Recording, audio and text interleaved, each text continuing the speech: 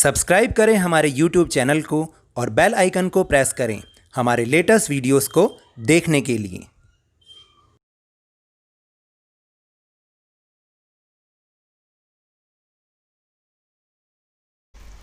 Hello and welcome to Lavneesh Sir की class. This is Directorate of Education, GNCT of Delhi's worksheet number 6, and it is only for class 8 student, and it has taken from the subject Social Science, Geography, and the textbook name is Resource and Development, and we will learn and understand the topic of conservation of non-renewable resources in this worksheet. आप तो जानते हैं कि हम last worksheets में भी इसी chapter को ही समझ रहे हैं, और जो वर्कशीट नंबर 5 थी उसमें हमने समझा था conservation of renewable natural resources, क्योंकि हम ये जानते हैं कि जो रिन्यूएबल रिसोर्सेज हैं उनमें से भी कुछ रिसोर्सेज ऐसे हैं जो कि हमारी गलतियों की वजह से और हमारे ओवर यूज़ करने की वजह से ख़त्म हो सकते हैं। तो जैसे वो हमारे लिए इम्पॉर्टेंट हैं, ऐसे ही जो नॉन रिन्यूएबल रिसोर्सेज हैं वो तो इम्पॉर्टेंट हैं ही, क्योंकि उनका जो स्टॉक है वो लिमिटेड है और उन्हें रीप्लेनिश होने में क्रोर्स ईयर्स और लाख और 1000 ईयर्स लग जाते हैं, तब कहीं जाके शायद वो बन पाते होंगे।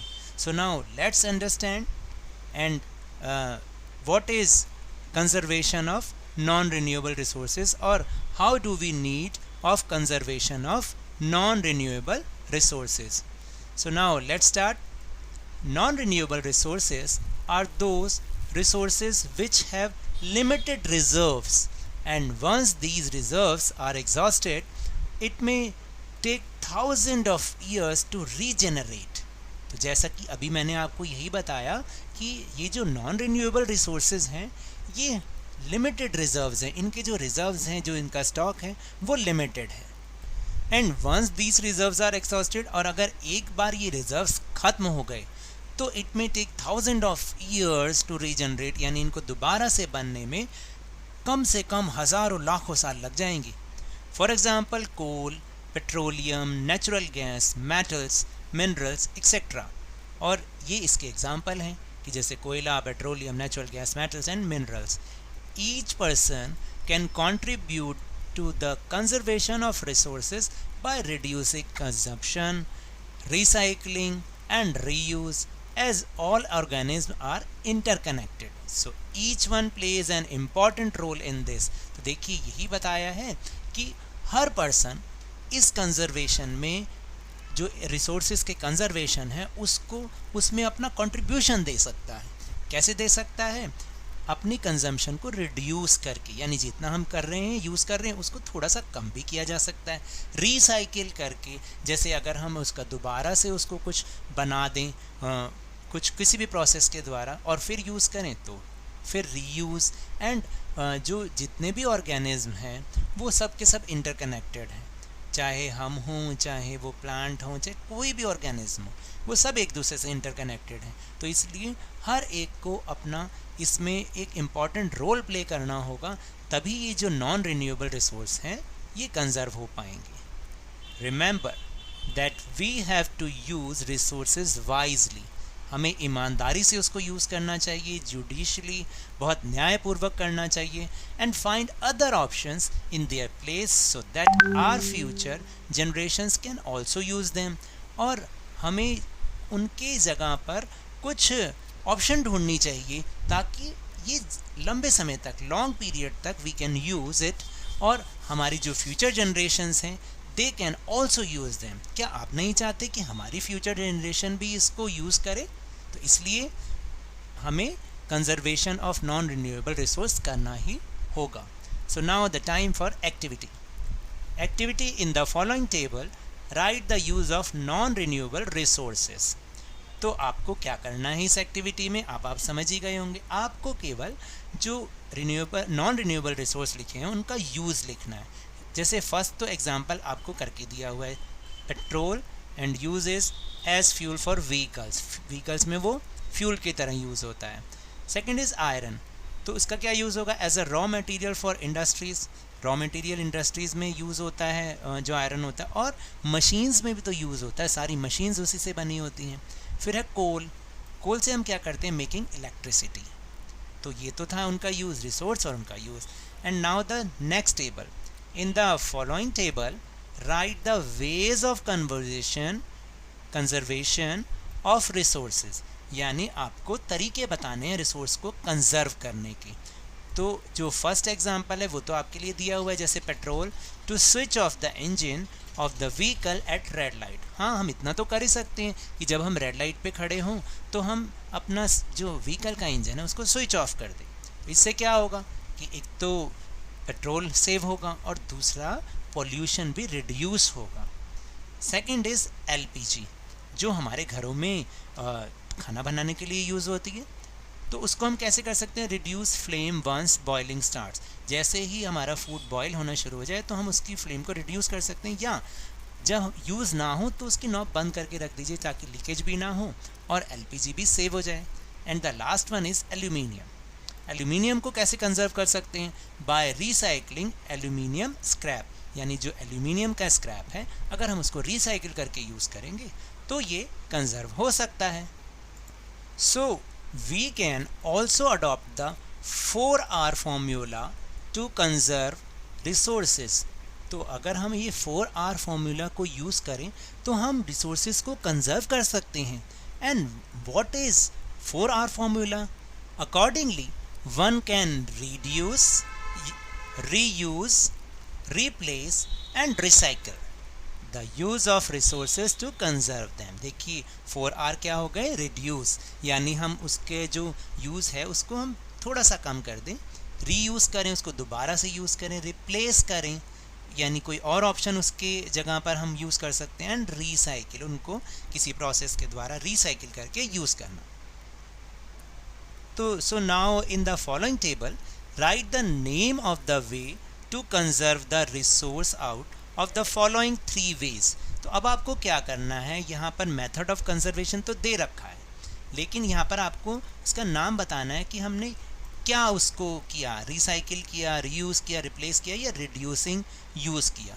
तो first is use cloth bags instead of plastic bags. हमने क्या किया उसको, हम भाई देखिए हम जो है रिप्लेस, यहाँ तो ये रिप्लेस आएगा, और रीयूज़ इसलिए कह सकते हैं कि जब हम क्लॉथ बैग को यूज़ करेंगे तो हमको रीयूज़ भी तो कर सकते हैं हम उसको, लेकिन प्लास्टिक बैग को हाँ ये भी कर सकते हैं कि जो प्लास्टिक बैग्स हैं अगर हम उन्हें रीयूज़ करें और एक बार में ना फेंकें तो भी शायद कुछ कमी हो सकती है। Second is use of old iron for making something new bye melting.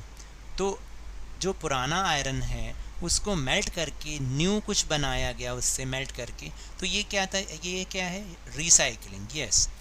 And use dried leaves in place of utensils. अगर हम बर्तनों की जगह ड्राइड लीव वाले जो आपने देखे दोने जो आते हैं, अगर हम उनको यूज़ करें तो ये क्या है भाई, ये क्या है, ये रिप्लेस है। और रिड्यूसिंग यूज़ हमने इसलिए लिख दिया कि हम बर्तनों का अगर हम कम यूज़ करेंगे तो उन्हें धोना कम पड़ेगा, तो जब धोना कम पड़ेगा तो हमारा वाटर जो है कंजर्व होगा। So before move on our question answer section, एक बहुत ज़रूरी सूचना, वो है कोविड एप्रोप्रिएट बिहेवियर। तो अगर आपको सेफ रहना है कोविड से, to stay safe in the fight against कोविड-19, वियर अ मास्क। हमें मास्क पहनना बहुत ज़रूरी है। कृपया बिना मास्क के अपने घर से बाहर ना जाएं, क्योंकि इससे जो है हम कोरोना से बहुत आसानी से बच सकते हैं। अगर हम बिना मास्क के जाएंगे तो आप समझिए कि हमें कोरोना बहुत जल्दी कैच कर सकता है। तो मास्क लगाइए, कोरोना से बचे रहिए। Now we move on our question answer section. Now first question is, imagine and write what would happen and how will you manage if you know suddenly that all the petroleum on the earth will exhaust next week। क्या होगा अगर आपको पता चले कि अगले हफ्ते ही जो अर्थ का सारा पेट्रोलियम है वो ख़त्म हो रहा है। अब आप क्या मैनेजमेंट करेंगे, क्या होगा, ये आपको बताना है सोच समझ के। So the answer is, first of all, if we come to know that the entire petrol of the earth is going to be exhaust next week, then there will be nervousness once. What will happen now? Because how much petrol we can stock? For this we will take a bicycle or some electronic vehicle. यहाँ पे vehicle लिखना भूल गए हम. Vehicle can also be taken to get rid of this problem.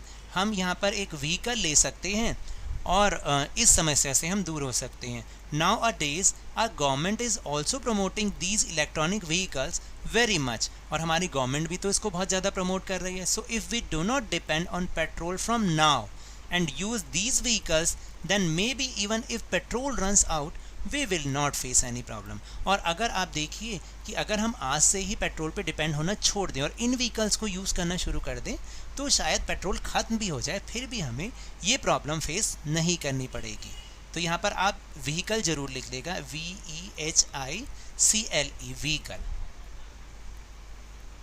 Now the question number 2, what are the things made of metals in your house? आपके घर में metal से बनी कौन कौन सी चीज़ें हैं? What will happen if all the metals are removed from the earth? और अगर एक दिन सारी मेटल्स ख़त्म हो जाएं अर्थ से तो क्या होगा? Answer is there are many things in our house which are made of metals. For example, vessels, बर्तन, ornaments, आभूषण, iron, fridge, car, etc. If all the metal will remove from the earth, then human will face lots of difficulties in their day-to-day life. क्योंकि आप देखिए ना, अगर ये ख़त्म हो जाता है तो इंसान को बहुत अपनी day-to-day life में बहुत मुश्किलों का सामना करना पड़ेगा. Because every other things made on the earth requires metal. जो भी यहाँ पर चीज़ें हैं उन सब के लिए मेटल ज़रूरी है. There will be less gravity. और आपको पता है कि अगर ये मेटल सारी ख़त्म हो जाएं तो जो अर्थ की ग्रेविटी है वो भी लेस हो जाएगी, रिड्यूस हो जाएगी. There would be earthquake, sink holes and volcanoes all over the place. Now the third question, although we have renewable resources yet we need to conserve the non-renewable resources. Why? Think and write. हमारे पास renewable resources हैं लेकिन फिर भी हमें non renewable resources को conserve करने की क्या ज़रूरत है? सोचिए और लिखिए.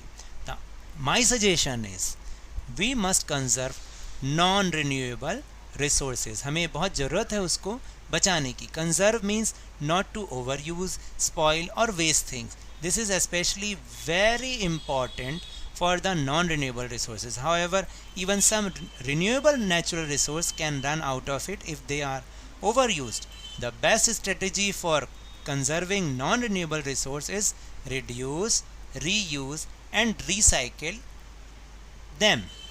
For example, oil, coal and natural gas. If we overuse them, they will finish from the earth and man's life may stop. So now that's all for this worksheet. अगर मेरे इस तरह समझाने से आपको थोड़ा सा भी समझ में आया हो तो इस चैनल को ज़्यादा से ज़्यादा सब्सक्राइब कीजिए, लाइक कीजिए और बहुत ज़्यादा शेयर कीजिए और मेरे साथ इसी तरह वर्कशीट को समझते रहिए, लेकिन ध्यान और मन लगाकर ज़रूर पढ़ते रहिए. Thank you very much.